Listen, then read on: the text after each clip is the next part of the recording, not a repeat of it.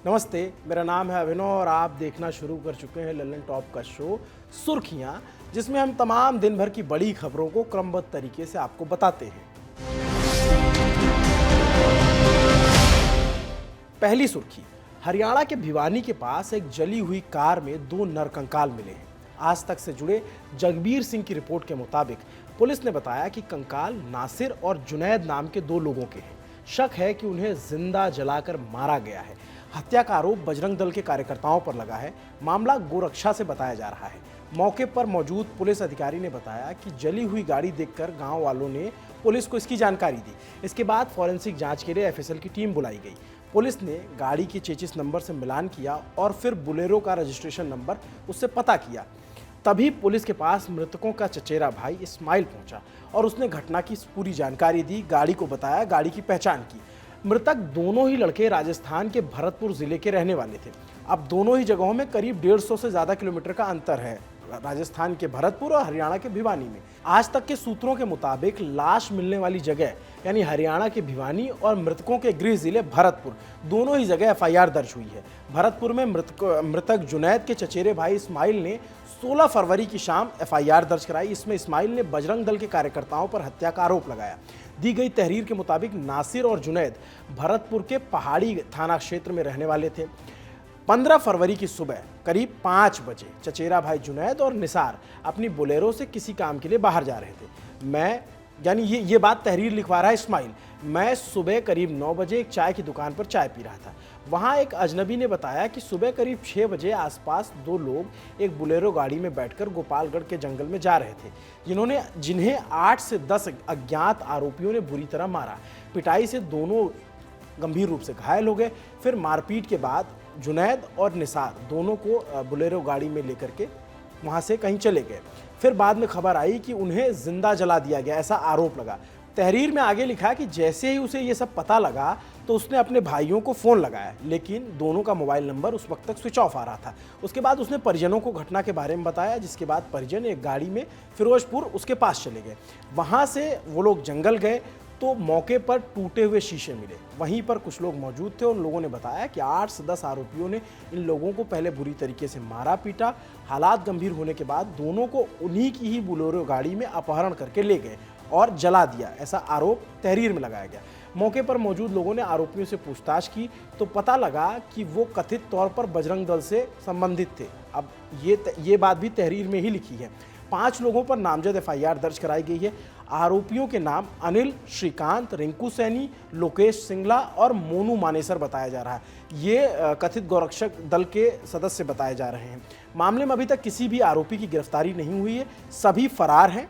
भरतपुर के आईजी इस पर क्या अपडेट दे रहे हैं, सुनिए। उनकी जो एफआईआर परिजनों ने कराई है उसमें इन्होंने कोई मोटिव नहीं बताया है और इसलिए यह कहना मुश्किल है कि किस कारण से यह घटना की गई है। एक बार जो संदिग्ध हैं वो आ जाते हैं तो उनकी पूछताछ से और डिटेल पता लगती है। राजस्थान से अपहरण, देखिए, परिजनों ने जब आकर के सूचना दी थाने पर तो राजस्थान की जो फ्री रजिस्ट्रेशन की पॉलिसी है उसके अनुसार तत्काल पहले मुकदमा दर्ज किया गया। अगर हम इस चीज़ में पड़ जाएंगे कि अपहरण कहाँ से हुआ, कहाँ लेके गए, कहाँ मारपीट करी, कहाँ जलाया, कहाँ क्या किया, तो फिर अनुसंधान उसमें दूषित होता है। इसलिए पहले मुकदमा दर्ज किया है, अब बाकी चीज़ें इन्वेस्टिगेशन में क्लियर करेंगे। इस खबर में और क्या क्या अपडेट आते हैं उस पर हमारी नज़र रहेगी। ये अपने आप में बहुत विभत्स और एक तरह के जघन्य अपराध वाली खबर है। इसके बाद हम अगली सुर्खी पर चलते हैं।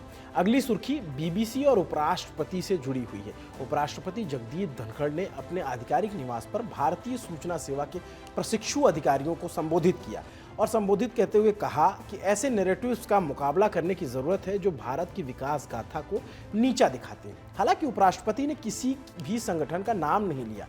बीबीसी की ओर इशारा करते हुए उपराष्ट्रपति ने कहा कि मास डिस्ट्रक्शन पर उनकी गलत रिपोर्ट की भी बात याद दिलाई। दरअसल अमेरिका पर हुए आतंकी हमलों के बाद बीबीसी ने एक रिपोर्ट की थी और रिपोर्ट में दावा किया गया था कि इराक में मास डिस्ट्रक्शन को लेकर हथियार बनाए गए हैं। बाद में यह दावा झूठा साबित हुआ। उपराष्ट्रपति ने और क्या कहा, आप खुद सुनिए। In last decade or so, a narrative was set afloat by a global news house that seeks to lay claim on its reputation. And the narrative was that someone was possessed of weapons of mass destruction, and therefore there is a just cause in favor of humanity to take on. Things happened, no weapons of mass destruction. Now, even India is on the rise. Sinister designs are there to set afloat a narrative by free fall of information. We have to be alert. This is another way of invasion. ये टिप्पणी BBC के दफ्तरों में income tax पर सर्वे जो चल रहा है उसके बाद आई। मंगलवार दिन 12 बजे भी खबर आई कि आयकर विभाग बीबीसी के दफ्तर में 2 दफ्तरों में इंटरनेशनल टैक्स का मामला सुलझाने के लिए पहुंचे हुए हैं। ये लगातार तीसरे दिन सर्च ऑपरेशन किया गया। और बीबीसी के मसले पर क्या क्या हुआ था इस पे हमने बाकायदा ललन टॉप शो किया है। आपको वो शो देखना चाहिए, आपको लिंक डिस्क्रिप्शन में मिल जाएगा। अगली सुर्खी अडानी और हिंडनबर्ग के मसले से जुड़ी हुई है। अडानी ग्रुप के हाथ से एक बड़ी डील निकल गई है। ग्रुप के शेयर में 70% तक की गिरावट के चलते अडानी ग्रुप का मार्केट कैप करीब 10 लाख करोड़ रुपए घट चुका है। और आज खबर आई कि ग्रुप डीबी पावर का अधिग्रहण करने में फेल हो गया। 15 फरवरी को अडानी पावर ने रेगुलेटर को जानकारी दी कि डीबी पावर का अधिग्रहण तय समय पर नहीं पूरा किया जा सकता। दरअसल एग्जीबिशन के लिए तय की गई थी तारीख वो निकल गई। अब आपको ब्रीफ में बता देते हैं कि कंपनी के बारे में, जो कंपनी डीबी ग्रुप है। दरअसल जिसे गौतम अडानी खरीदने वाले थे, dB power Dainik Bhaskar group की सब्सिडियरी कंपनी है। डीबी पावर के पास छत्तीसगढ़ के जांजगीर चंपा जिले में 1200 मेगावाट का थर्मल पावर प्लांट है। अडानी पावर का प्लान था कि इस कंपनी को खरीद कर वो छत्तीसगढ़ में अपने कारोबार का विस्तार करेंगे। मतलब अडानी ग्रुप के लिए ये डील बहुत ज़रूरी थी। बाजार की भाषा में कहें तो इस डील से पहले अडानी ग्रुप ऊर्जा के क्षेत्र में एक बड़ी डील क्रैक कर ली थी और ग्रुप ने एसबी एनर्जी इंडिया को भी अधिग्रहण कर लिया था। डीबी पावर वाली डील अडानी के लिए बड़ा क्षय हो सकती थी।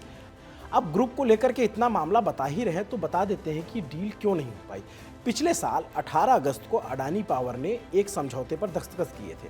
तय हुआ था कि अडानी समूह 7017 करोड़ रुपए में डीबी पावर का अधिग्रहण कर लेगी। डीबी की डील पूरी करने के लिए डेडलाइन थी 31 अक्टूबर 2022। बाद में इसे एक महीना बढ़ाकर 30 नवंबर कर दिया गया, लेकिन डील तय वक्त में तब भी नहीं पूरी हो पाई। तो अवधि को एक बार फिर बढ़ाया कर 31 दिसंबर कर दिया गया। डील तब भी नहीं पूरी हुई, 15 दिन और बढ़ाया गया।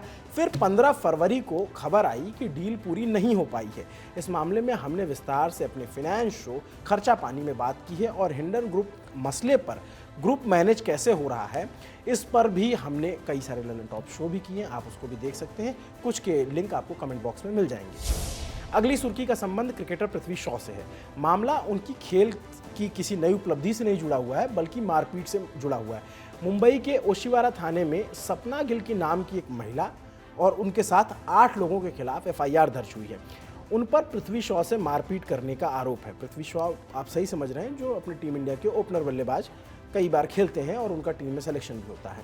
तो पूरा मसला क्या है उसको तफसील से समझ लीजिए। आज तक की रिपोर्ट के मुताबिक कल यानी 15 फरवरी की रात पृथ्वी शॉ और उनके दोस्त मुंबई के एक होटल में डिनर के लिए गए थे। इस दौरान पृथ्वी शॉ के कुछ फैन उनके टेबल पर आ गए। उन्होंने कहा कि फ़ोटो क्लिक करानी है तो फ़ोटो क्लिक करा ली। कुछ फ़ोटो खिंचवाने के बाद पृथ्वी शॉ ने होटल के मैनेजर से फैंस को हटाने के लिए कहा, कई बार भीड़ हो जाती है। इसके बाद आरोपी पृथ्वी शॉ का बाहर इंतजार करने लग गए। इसके बाद जब पृथ्वी शॉ अपने दोस्त के साथ कार में बैठकर वहां से निकले, तब आरोपियों ने उन्हें घेर कर उनसे मारपीट की और कार में तोड़फोड़ की। इस मामले में पुलिस ने 8 लोगों के खिलाफ केस दर्ज किया है। सुनिए। कल ओशिवारा पुलिस स्टेशन में CR नंबर 156/23 एक ऑफेंस रजिस्टर हुआ है। इसमें अनलॉफुल असेंबली, एक्सटॉर्शन और नुकसान ये सेक्शन लगाए गए हैं।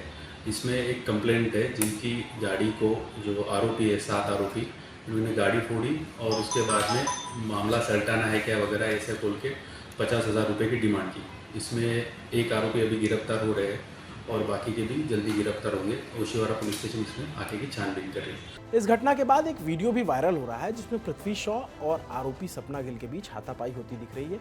सपना के वकील के मुताबिक मारपीट पृथ्वी शॉ और उनके दोस्त ने की थी। सुनिए।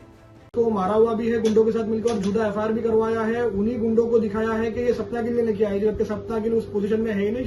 She is trying her level best कि she should make her regular need, she should meet her regular needs in regular life. तो ये सब चीजें जो है झूठा एफआईआर किया। अब हमारी मांग ये है कि सेक्शन 354, 509 और 323 के चलते, काफी सेक्शन धाराओं के चलते इनके ऊपर सेक्शन में एफआईआर होना चाहिए और इनको अरेस्ट करना चाहिए, पृथ्वी शॉ और उनके सारे लोगों को। और ये हमारी कंप्लीट डिमांड है आज कि झूठे इस एफआईआर को कंप्लीटली बोगस और बेस्टेज एफआईआर को क्वॉश करना चाहिए। आज तक की रिपोर्ट के मुताबिक ओशिवारा पुलिस ने सपना गिल को गिरफ्तार भी कर लिया है और पुलिस कल यानी 17 फरवरी को उन्हें कोर्ट में पेश करेगी। ये सुर्खी लिखे जाने तक अभी तक किसी दूसरे आरोपी की गिरफ्तारी की खबर हमें नहीं मिली है। अगर हो गई होगी तो हम इसका अपडेट भी आपको देंगे। अगली सुर्खी का संबंध त्रिपुरा चुनाव से है। राज्य की 60 विधानसभा सीटों पर आज यानी 16 फरवरी को वोटिंग हुई। इस बार के चुनाव में 259 उम्मीदवार मैदान में हैं। चुनाव आयोग के मुताबिक 81% से ज़्यादा वोटिंग हुई है। इस दौरान दोपहर में खबर आई कि त्रिपुरा चीफ इलेक्टोरल ऑफिसर की तरफ से भाजपा और कांग्रेस को नोटिस भेजा गया। इसमें कहा गया कि पार्टी के आधिकारिक सोशल मीडिया हैंडल से अपने पक्ष में मतदान की बात करके आचार संहिता का उल्लंघन किया गया है। फिलहाल त्रिपुरा में आज हुई वोटिंग के नतीजे 2 मार्च को आएंगे, लेकिन राजनीतिक पार्टियों ने अभी से ही अपनी अपनी जीत के दावे शुरू कर दिए हैं। सुनिए। मनीष जी, क्या कहना चाहिए? चुनाव के दिन है, किस तरीके से माहौल देख रहे हैं सर? किस तरीके से माहौल देख रहे हैं? माहौल तो अच्छा है, पीसफुल है। ये आप चीफ मिनिस्टर हैं, लेकिन इसके बावजूद भी आप लाइन में खड़े हुए हैं। चीफ मिनिस्टर से क्या, मैं तो साधारण एक वोटर हूँ। चीफ मिनिस्टर से क्या लेना देना? क्या मुझे बताइए कि मैं बाहर से आया हूँ, अगरतला में लोग क्या सुबह सुबह वोट डालने आते हैं? एकदम सवेरे आ जाते हैं। हम लोग भी अपील किए, ये लोग आए सवेरे सवेरे। सर, कल रात कुछ इलाकों में वायलेंस की भी खबरें आई, क्या कह रहा है जो सिक्योरिटी अरेंजमेंट से, क्या लग रहा है सर? देखिए, ये लोग कोशिश करेंगे। दोनों संतरास पार्टी है, सीपीएम भी संतरास पार्टी है, कांग्रेस भी संतरास पार्टी है। तो ये लोग दोनों मिले हुए, हम लोग को मालूम था ये सभी करने वाला है और आरोप हम लोग को ऊपर देंगे।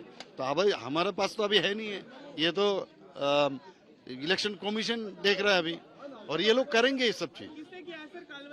ये लोग ही करते हैं सब। हमारा बिगेस्ट चैलेंज सीपीएम है और कई स्टेट्स में हमारा बिगेस्ट चैलेंज, कई सीट्स में हमारा बिगेस्ट चैलेंज बीजेपी है। तो ये ओवरऑल एक वो नहीं है। बहुत सीट्स में सेकंड पोजीशन में बीजेपी आ रहा है, बहुत सीट्स में सेकंड पोजीशन में सीपीएम आ रहा है। तो आपका क्या लग रहा है कि परिणाम अच्छा होगा आने वाले दिनों में? I am very clean and very clear in my thinking that the people of Tripura will give me a chance. Trinamool Congress लड़ाई का मैदान से पूरा है, इसीलिए हम लोग 28 उम्मीदवार खड़ा किए। आप जाके देखिए, 28 उम्मीदवारों में बहुत सारे ऐसा उम्मीदवार है जो लोग एकदम इंच में लड़ाई कर रहे हैं, जमीन नहीं छोड़े हैं। और हर बूथ में हम लोगों का एजेंट है कुछ सीटों में, और बाकी सब जगह में उम्मीदवार पूरा एकदम से पूरा जगह पे है। हर एक क्षेत्र में घूम रहे हैं, बूथ में घूम रहे हैं। हम लोग जबरदस्त प्रचार भी किए हैं। हम लोग इतना समझते हैं कि तृणमूल कांग्रेस त्रिपुरा में आए हैं, और त्रिपुरा में तृणमूल कांग्रेस कल भी था, आज भी है। ये थी दिन भर की तमाम सुर्खियां। देखते रहिए दी ललन टॉप। सिर्फ 59 रुपए महीने में पाइए YouTube पर LT प्रीमियम। किसी भी प्लेटफॉर्म से 3 दिन पहले देखिए हमारे प्रीमियम प्रोग्राम जैसे guest in the news room, किताब वाला आदि। इसके अलावा बहुत कुछ। सब्सक्राइब करने के लिए ललन टॉप के YouTube चैनल पर जाकर क्लिक करें ज्वाइन बटन।